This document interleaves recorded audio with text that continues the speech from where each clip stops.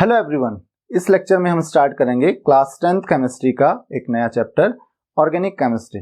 तो सबसे पहले आपके पास क्वेश्चन ये आता है कि ऑर्गेनिक केमिस्ट्री का मीनिंग क्या होता है। What is organic chemistry? Organic chemistry की एक ब्रांच होती है जिसमें हम कार्बन के कंपाउंड्स की स्टडी करते हैं, except oxides of carbon, carbonates, bicarbonates और कार्बाइड्स। तो कार्बन के ऑक्साइड जैसे कार्बन मोनोऑक्साइड हो गया, कार्बन डाइऑक्साइड हो गया, और कार्बोनेट्स हो गए, सोडियम कार्बोनेट, सोडियम बाइकार्बोनेट जैसे मेटल कार्बोनेट्स, और बाइकार्बोनेट्स, और कार्बाइड जैसे कैल्शियम कार्बाइड। इनमें भी कार्बन होता है, लेकिन इनको छोड़ के जितने भी कार्बन के कंपाउंड्स होते हैं उनको हम स्टडी करते हैं ऑर्गेनिक केमिस्ट्री में।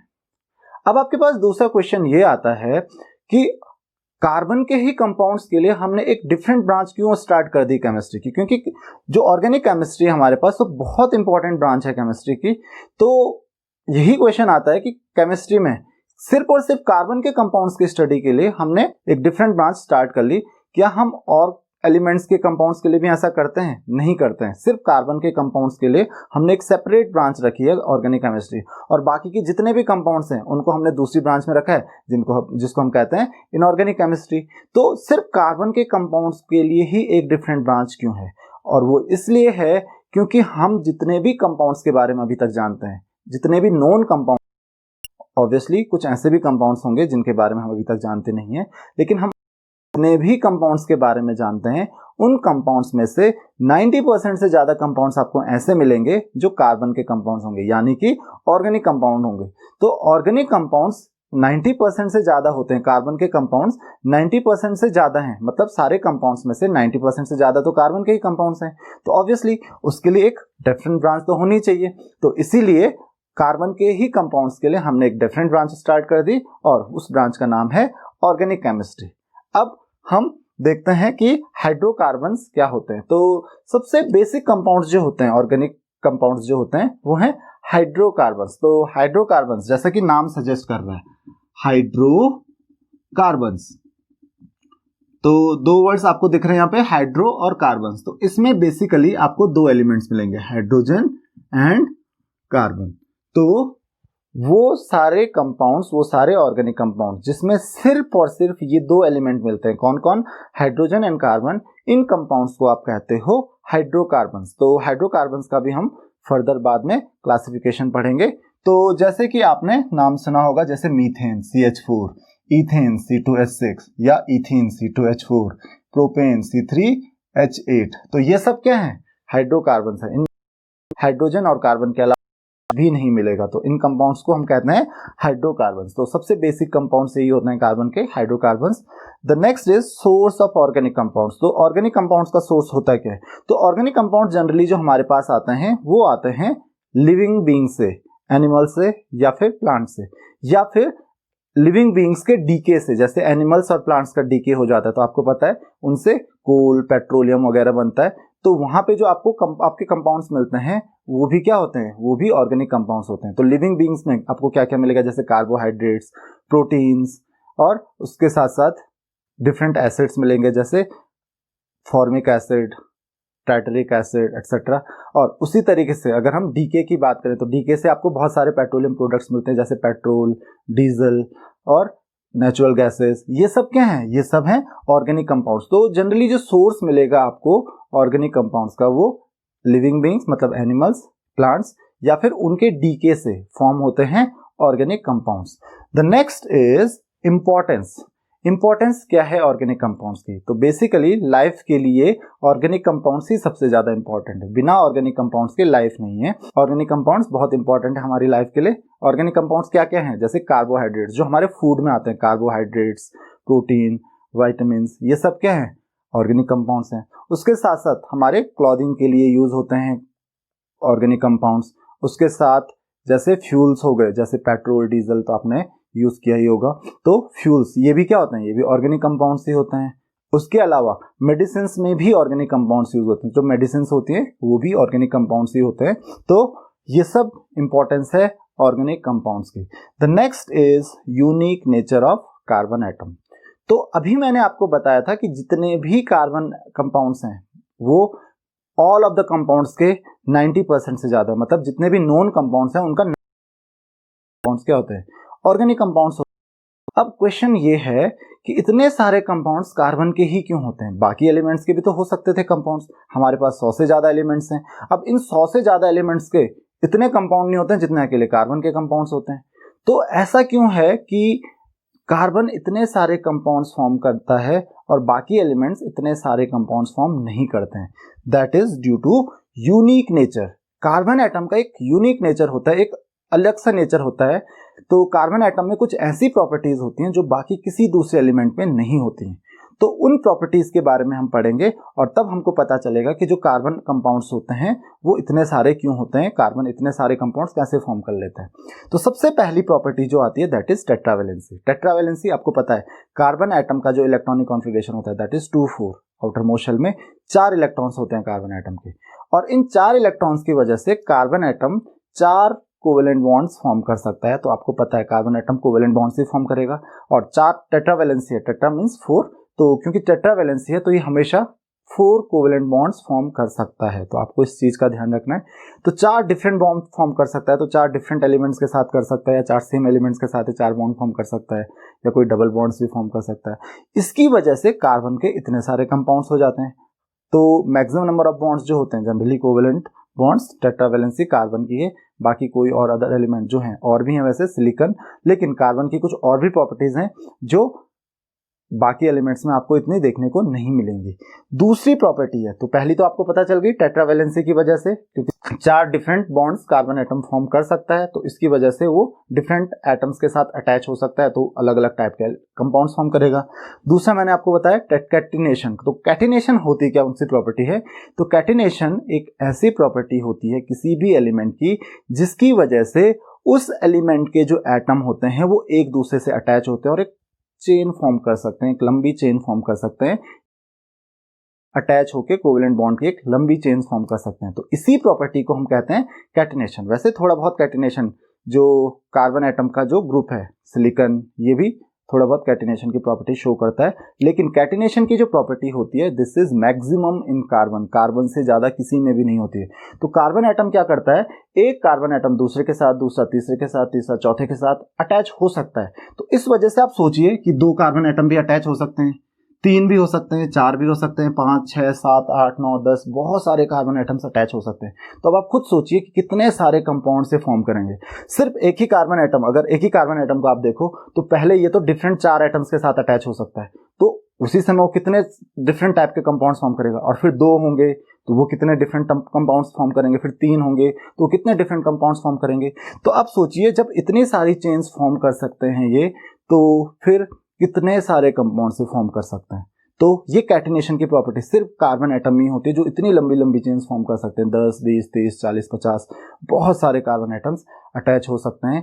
तो अब ये जो चेन्स होते हैं ये different kind of chains form कर सकता है। तो ये मेनली 3 तरीके से हम इन चेन्स को क्लासिफाई कर सकते हैं। पहली आती है आपकी स्ट्रेट चेन, फिर आती है आपकी ब्रांच चेन, और फिर आती है आपकी रिंग चेन, और जस्ट आप रिंग बोल सकते हैं इसको। तो स्ट्रेट चेन क्या होती है, स्ट्रेट चेन में क्या होता है, कार्बन एटम पहला दूसरे से, दूसरा तीसरे से, तीसरा चौथे से, चौथा पांचवें से, और इस तरीके से ये अटैच होते रहते हैं और एक लंबी चेन फॉर्म करते हैं, इसको हम बोलते हैं स्ट्रेट चेन, राइट।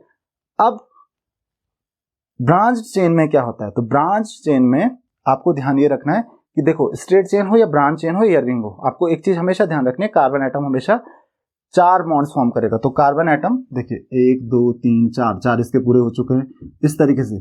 अब जो बाकी के बॉन्ड फॉर्म करेगा स्ट्रेट चेन में, ये एक स्ट्रेट चेन हो गई, बाकी के जो बॉन्ड्स फॉर्म करेगा वो कार्बन एटम्स के नहीं, कार्बन एटम के अलावा कोई भी और एटम्स हो, हाइड्रोजन हो या क्लोरीन हो, फ्लोरीन हो, ब्रोमीन हो, कोई भी अदर एटम हो सकता है।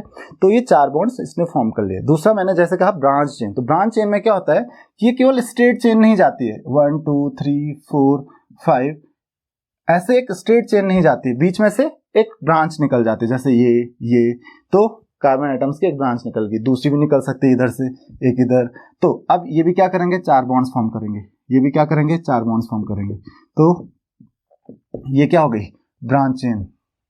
तो इस तरीके से ये ब्रांचेस जब निकलती हैं, मींस एक लॉन्ग चेन है कार्बन एटम की, बीच में से एक अलग सी चेन निकल गई, देखिए ब्रांच निकल गई कार्बन एटम्स की, इसीलिए इसका नाम क्या है, ब्रांच चेन है।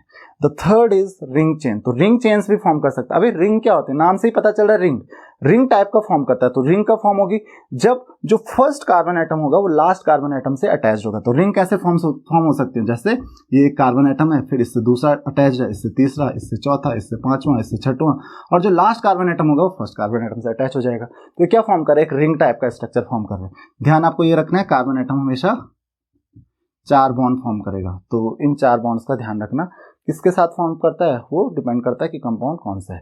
तो इस तरीके से आप इन चेन्स को 3 तरीके से क्लासिफाई कर सकते हो।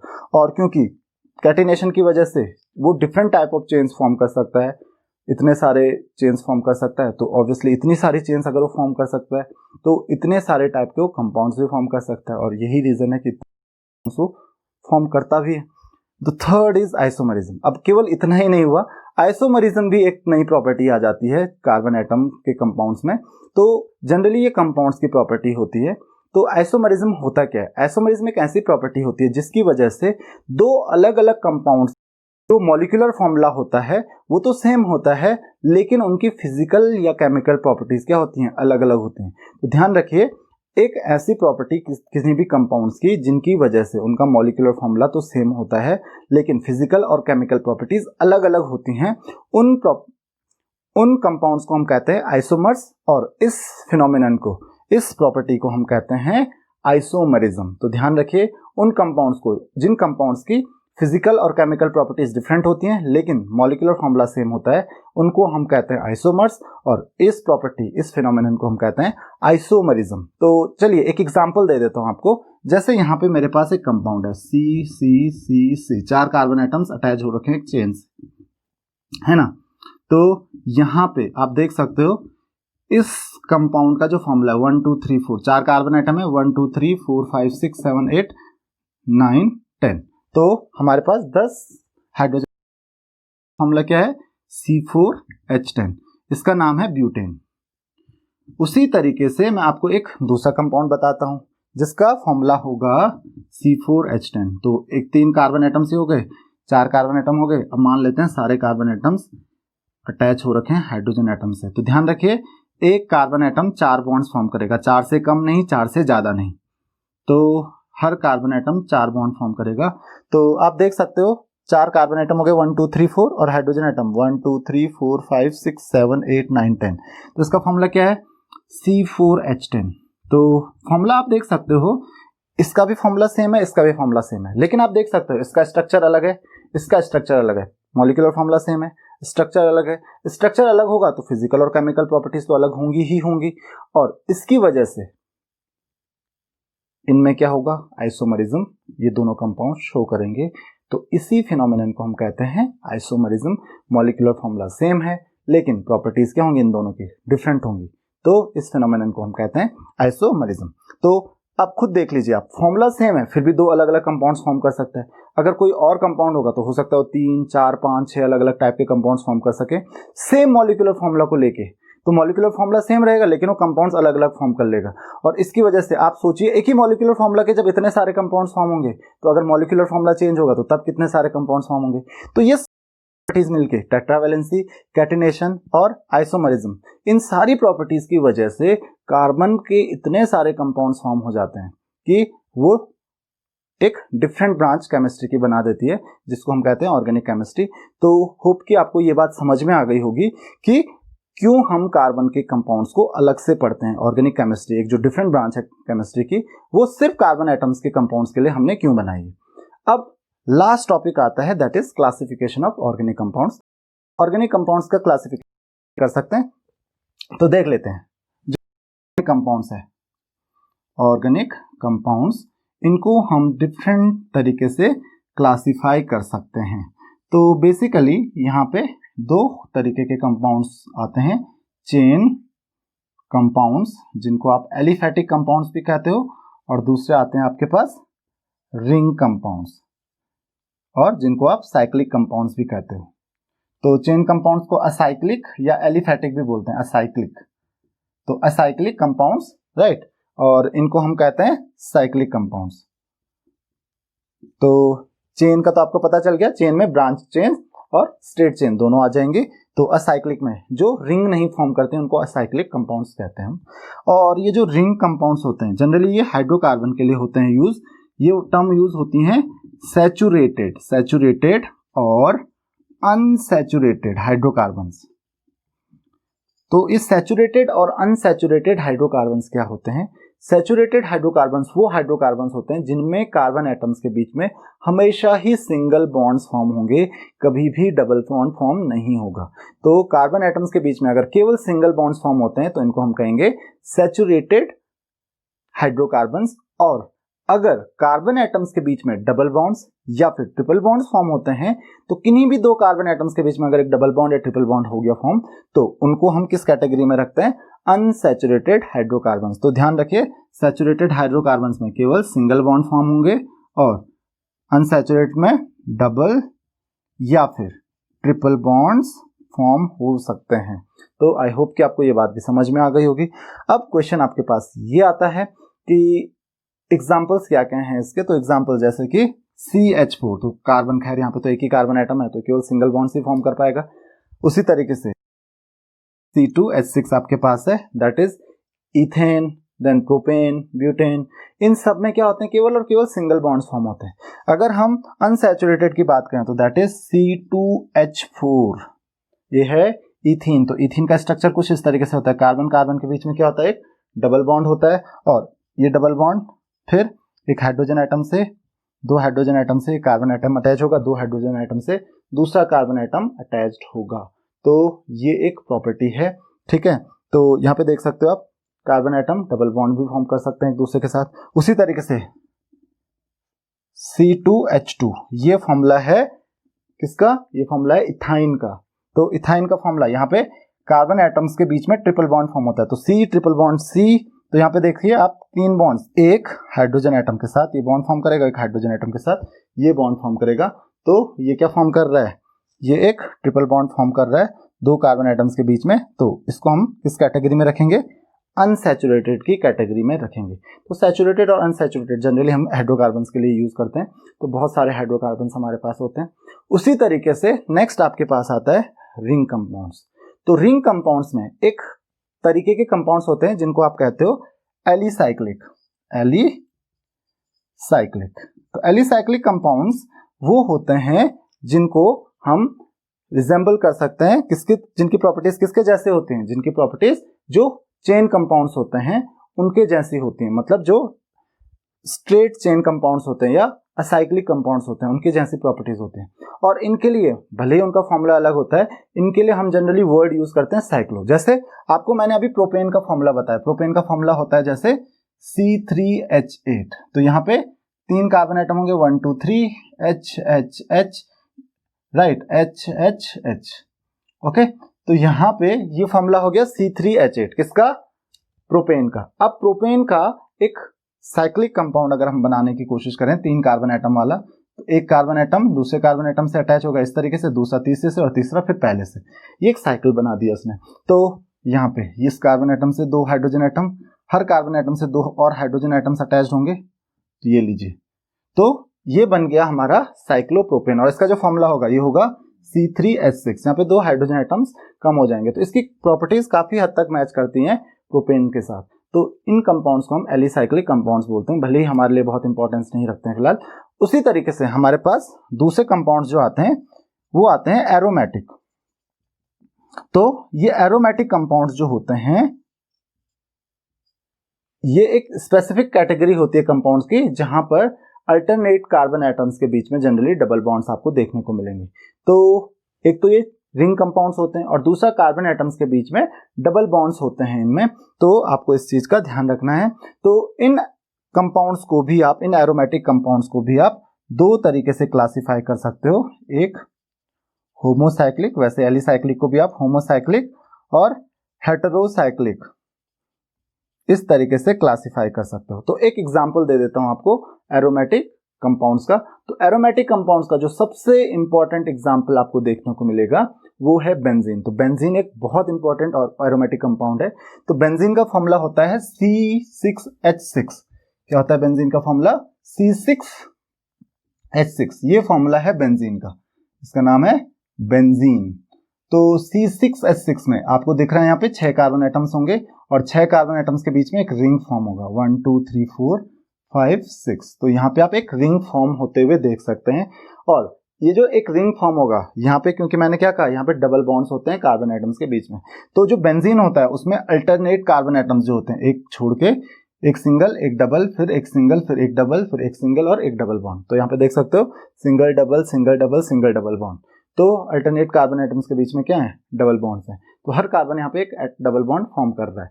उसके साथ साथ बाकी क्या बच गया? 3 बॉन्ड तो हर कार्बन एटम फॉर्म कर ही रहे हैं और बाकी हर कार्बन एटम एक हाइड्रोजन एटम से भी अटैच्ड होगा। तो यहाँ पे हर कार्बन एटम एक हाइड्रोजन एटम से भी अटैच्ड होगा। तो अब इसका फॉर्मूला आप देख सकते हो, इसका फॉर्मूला है C6H6। तो होमोसाइक्लिक कंपाउंड्स जिसका नाम है होमो, होमो मीन्स सेम। तो जो साइकिल होता है, जो रिंग होता है, उसमें अगर सेम एलिमेंट के एटम्स हैं, मतलब ऑब्वियसली सेम एलिमेंट कौन होगा? कार्बन। तो उसमें अगर सिर्फ और सिर्फ कार्बन के ही एटम्स हैं तो उसको हम कहेंगे होमोसाइक्लिक। और अगर उसमें कार्बन के अलावा किसी और भी एलिमेंट के एटम्स आ जाते हैं, कार्बन के तो होंगे ही होंगे, साथ में किसी और एलिमेंट के भी एटम्स आ जाते हैं, तो then it is called heterocyclic. तब उस केस में उसको क्या कहेंगे? हम हेट्रोसाइक्लिक कहेंगे। तो जैसे आपने बेंजीन का स्ट्रक्चर देखा, अच्छा अगर मैं यहां से कार्बन को हटा के यहाँ पे क्या लगा दूं? नाइट्रोजन लगा दूं, तो आप देख सकते हो जो साइकिल फॉर्म हो रहा है, पहले उसमें कार्बन ही कार्बन था, इसमें हाइड्रोजन भी है, लेकिन वो चेन में नहीं आ रहा, वो चेन के साइड में। तो चेन किसके बीच में फॉर्म हो रही थी? पहले कार्बन एटम्स के बीच में फॉर्म हो रही थी। जो रिंग है वो केवल कार्बन एटम्स के बीच में फॉर्म हो रहा था, और अब इसमें क्या आ गया है? बीच में नाइट्रोजन भी आ गया। तो रिंग के बीच में नाइट्रोजन भी है। तो इस तरीके के कंपाउंड्स को हम क्या कहेंगे? हेटेरोसाइक्लिक। इसका नाम है पिरिडीन, इसका नाम है पिरिडीन। इसका फॉर्मूला क्या हो जाएगा? अब आप लगा ही सकते हो अंदाजा, C5H5N। तो इस तरीके से आप क्लासिफाई कर सकते हो ऑर्गेनिक कंपाउंड्स को। सो आई होप कि आपको ये लेक्चर समझ में आ गया होगा। अगर आपकी कोई भी क्वेरीज हैं तो आप मुझे कमेंट्स में क्वेश्चन कर सकते हैं। इस लेक्चर में इतना ही। Thank you very much.